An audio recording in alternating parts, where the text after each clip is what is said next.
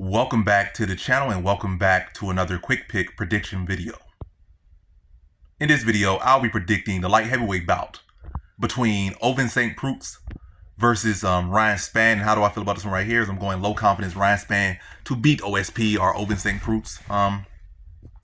Yeah, I can't put no great confidence in either guy, to be honest. I would say Ryan Spann is younger.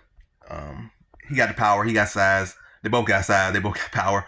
But I would say I feel like Ryan Spann has a lot left. Well, he has more. I'm not going to say a lot left. But neither guy has a lot left. But he has more left in the tank. Notably more left in the tank than I feel OSP does. And prior to OSP, getting that, pulling off a victory in his last fight and looking somewhat like his old self, if not a little bit better in some areas than his old self. He was looking very chinny, looking very slow, looking very lethargic. But hey, he said he got his health in check and whatnot, or whether it be PEDs or whatever it may be, he's looking a little bit better now. But I still think he's gonna be wearing that he's gonna be wearing that mileage that he has already had on, like that accumulation of damage over his career.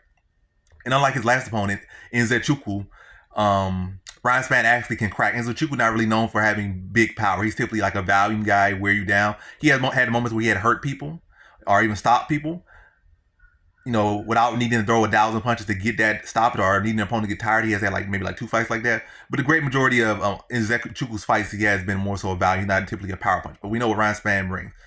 He brings the power. He's explosive, and he has very heavy hands.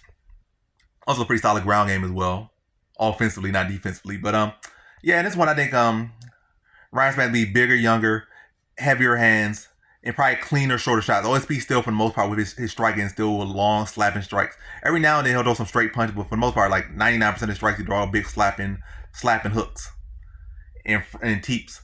And I think Ryan Spann, with his height and length, won't allow OSP to have the usual length he has in fights. And also with his power, he'll keep OSP honest. I think, again, at this point, I feel like OSP's chin has already deteriorated, and it just wasn't really able to be exploited in his last fight because the last opponent didn't really have power like that. Whereas Ryan Spann, we know for sure he has power.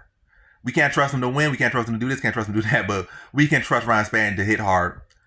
He is younger. He is bigger. He does have less mileage. I think he'll be able to connect on OSP. And I think he stops him late in the first round via TKO. So in this one, I had Ryan Spann via first round TKO.